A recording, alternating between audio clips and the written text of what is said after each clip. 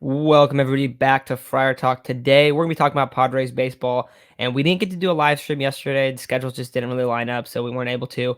But instead, today we're gonna talk about probably what a lot of people are kind of starting to ask themselves. We're only 12 games into the season, but everyone's already kind of saying, "Oh, this Padres team looks like a bad team."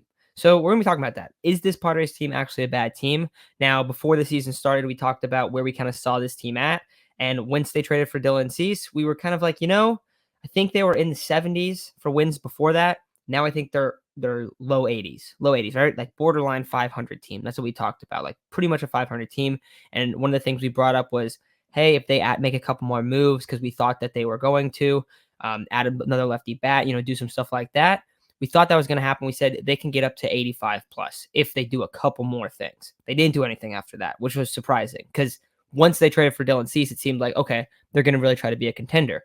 But they're kind of in this weird middle ground spot. And, in some regards, it's worked out, right? Like Jurickson Profar has looked really good. Jackson Merrill's looked really good. Two outfielders that, you're not really banking on putting up crazy offensive numbers. However, the bullpen has struggled a lot in this year. There's still the runners in scoring position problem, which some people are going to say that's not the case. I've watched this team ground into like 4 double plays in the last few days where there's a guy on first and third or whatever it is, first and second, and it ends up ending the inning, and it could have been a run if you just had a sac fly. So yeah, there's a lot of problems with this team. There's not much power, and I don't want to I hate coming on here and being like super negative, like dude, this sucks, but it's like we've seen it, man. We've seen the issues, and it feels like it's the same thing we talked about last year, and it's just this. It's just different. Guess what? The starters have been pretty good. They all kind of got not Darvish, but like Musgrove, King, Cease, not to the high as much of an extent.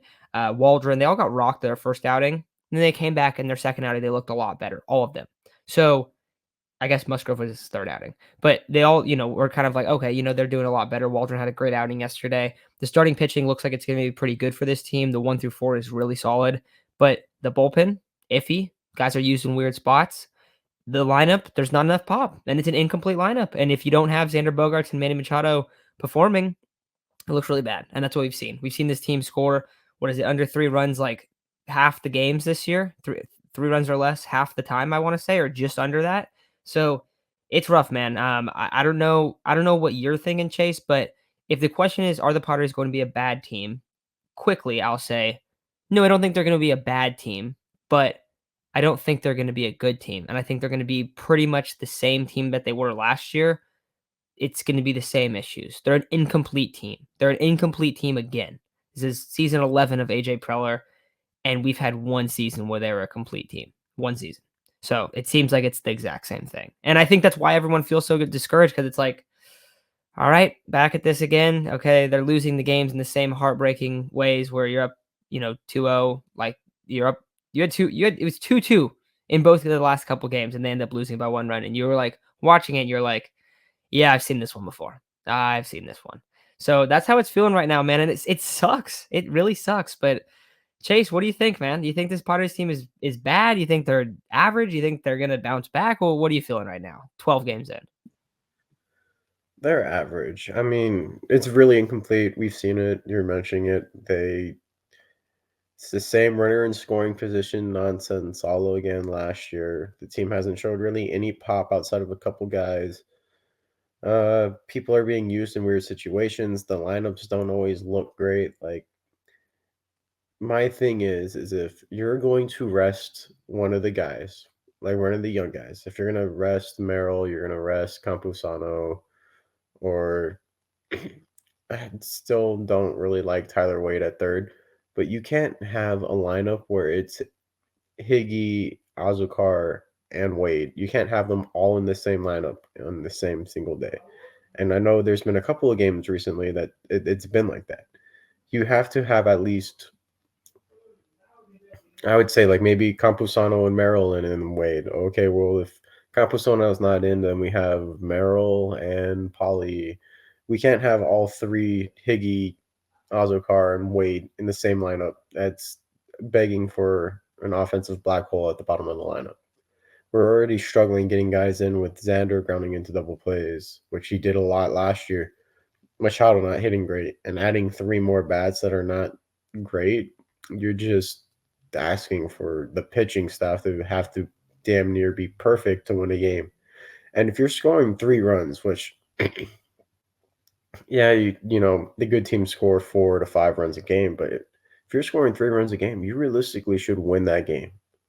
With the way the starters have been pitching and did pitch last year, 3 runs is ample room for a win, but the bullpen is struggling again like it did last year. We don't have a complete bullpen. Stephen Kolek, who we had been trashing, has looked better in his past couple outings. I know they don't want to send him down because he's a Rule 5, which I can understand. He has shown some really good stuff recently. But okay, Johnny Brito's been kind of struggling. So how about we send him down so he can work on some stuff and bring up a guy that has been performing? Maybe, hey, we switch out Brito for Vasquez, Brito for Jeremiah, something like that. Just, hey, this guy's struggling right now. He hasn't looked the best. Go down and work on a couple things. Once you fix that, or hey, maybe we could use you as a back end starter, maybe make a spot start. And you're not getting the reps as a starter, which we traded you to be, possibly. How about we stretch you out a little bit, go down to the minors, work on this? Because, we traded Juan Soto for you guys, and if you guys are not going to kind of perform, we kind of need you to fix whatever it is so that you can perform at the MLB level so that, this Soto trade doesn't look as bad as it was. It is as bad as it was. Now, you're looking at it and you go, what do the Padres need and what are the Padres lacking? Depth. Depth all around, basically. I mean, you have a really solid 1 through 4, and then your 5th starter is going to be Waldron, Vasquez, or Brito, depending on who's doing good at the time. You don't have a lefty starter at all, which I don't know how well this is going to last into the season, but you kind of need a lefty starter. It's not unheard of to go full righty, but one of the things is it's like you're switching up an arm angle each time. Like, okay, we only have what? We have Wandy Peralta, Tom Cosgrove, and who else is a lefty in the bullpen? Adrian Morejon. We have 3 lefties on the entire team. Matsui. Oh, and Matsui. Yeah. So 4. Imagine if we had a guy that can go 5, 6 innings as a left-handed starter, and then, our right-handed bullpen guys come out and throw from a different arm angle. It gives your bullpen a better opportunity to succeed too when it's not all coming from the same side. Some of the best teams have more than one lefty starter, and we don't even have one. I know the lefty starter market was not great this year. You could have traded for one. You got Cease. There's still Matthew Boyd if you want to take a flyer on him. He would probably be a cheap contract. You could get him and Belt for really cheap. Hell, even having a DH right now, once Machado comes back and can play third, would be great. But we don't really have a set DH that can hit for power. We've been begging for Brandon Belt or at least Tommy Pham, guys that can get on get on or hit with some power. His team has a lot of holes. This is year 11 of AJ Preller, and it seems like we're coming into the season or in the season with the same exact issues that we've had year after year after year after year. And there has been no improvements. It's been the same exact recipe. Okay, cool. We're 1 or 2 pieces away. We could sign a guy, but let's trade the farm for an all-star. Oh, wow. So we tried that with Soto. It didn't work. So we're trying it with Cease now. Let's see if it works. We tried it in 2015 with Matt Kemp and Justin, BJ Upton, Will Myers. Didn't work. Who else have we traded for that was an all-star, right? Oh, Mike Clevenger? Clev. Yeah, Mike Clev. Didn't work. Hey, Matt, what's the definition of insanity? Isn't it doing the same thing over and over and over again, expecting a different result? Yeah, and that's what it seemed like. Also, Chase, you also brought up, you brought up Morejon's in AAA too. Like Oh, he was shoot. like Jeremiah, where he started. Yeah, But he's actually been he doing all right. started and then got sick.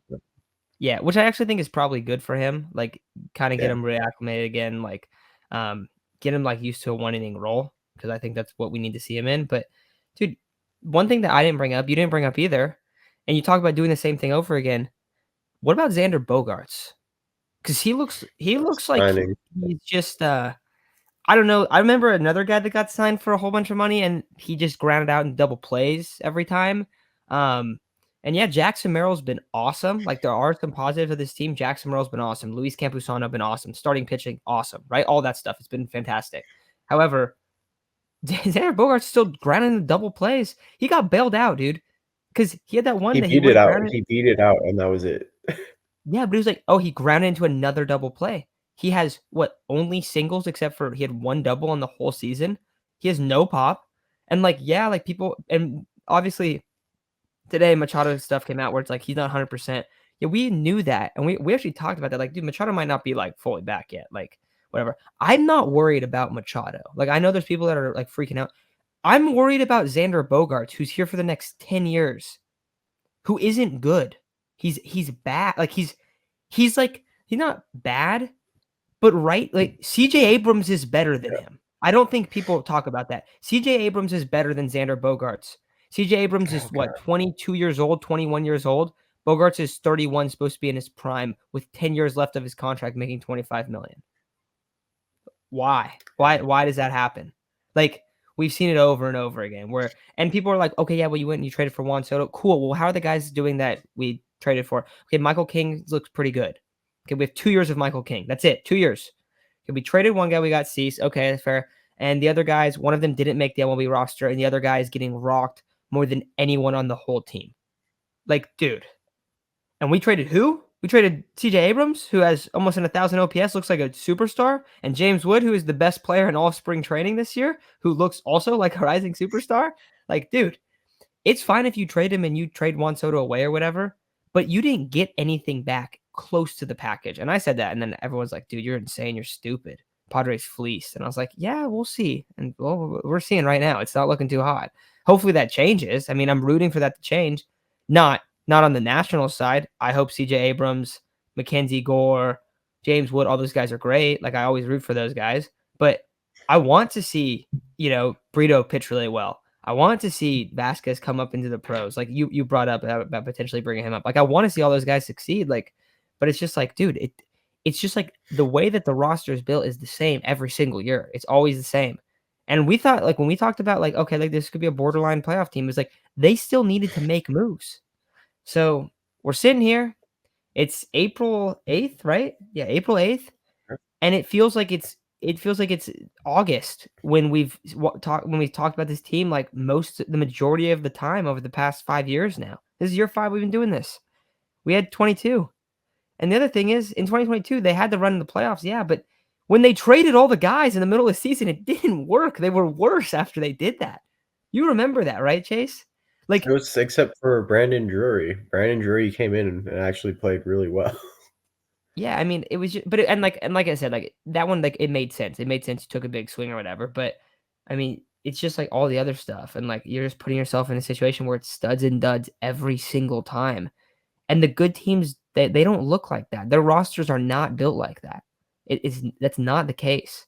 And then a lot of them, like, I mean, you've seen some of these teams where it's like they make the playoffs and stuff, and they have the bad bullpens and those issues, and then they get bounced because of those issues. Like, so it's frustrating, dude. Like, and it feels like we're talking about the same thing again, man. Like, and yeah, so I don't think they're gonna be a bad team, but also don't think they're gonna be a good team. And like, if anyone does, like, at this point, I'm sorry, but you're probably delusional. Like, you're just trying to be optimistic because you like them, and like, I like them too. Like, I'm rooting for them, obviously, but it's just like, damn, man. Like, I'm not like I'm trying to not be like getting angry anymore about it. I'm just like, all right, this team's not that good. I'm gonna be excited for the young guys. I'm excited for Fernando, for Manny, for Solis, all those guys. But like, when I start thinking about it, like big lens, and I'm like, we have Xander Bogaerts for 10 years. I'm like, dude, fuck. It's a bad contract. A horrible Yeah, contract. and it's supposed to be the And good time right now. Like, it's just like, dude, man, this is the part where it's just like, dude, it doesn't look good. So that's kind of where I'm yeah, at. and Um, You have any other thoughts though on this current team of what we've seen? Yeah. So my main beef isn't really with the players. The players are going to do what the players are going to do. My beef is with AJ Preller, and it always has been. AJ Preller is a great, great, great scout. He's a good eye for any talent worldwide. However, this man cannot be a general manager. He sucks at it. Like, he is a great scout and great at finding talent. Cannot be a GM. When you look at successful teams, one, they're very analytical. They have a lot of coaches and they develop their own players. AJ Preller's philosophy kind of always has been swing for the fence for trades and get all-star signings. Get the sexy trades, get the sexy signings. We really haven't seen this team be grown from within. We've always traded our players away for all-stars. We try to sign the biggest and baddest bat at every winter free agency, every free agent period. We always try to go for the best player. And when you look at the teams that are going to be really successful, the Orioles, the Orioles are a perfect example of a team that they built up from what they had. They have the top farm system. They have guys that are knocking at MLB's door, and they're going to be good. You have Jackson Holiday over there. You got Ali Rutschman, Ryan Mountcastle. You have Gunnar Henderson, and then you still have like another 3 or 4 guys that are going to be rock solid in the MLB.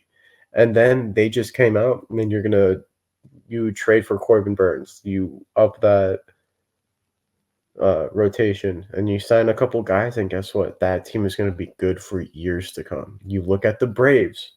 The Braves had Ozzy Albies and Ronald Acuna come up at the same time and realize, like, oh shit, they could be really good. And then, they had Freddie Freeman at the same time too. That team ended up being really good. The rotation started to come around, and then Will Harris popped up. And then, they had Dansby Swanson for a second. Then, oh wow, they got rid of Freddie Freeman. Okay, cool. They got Matt Olson and Sean Murphy, but they already had guys on contracts for years before any of that, and then they've developed their own talent. They signed a few guys. They didn't sign major deals outside of Matt Olson after the trade.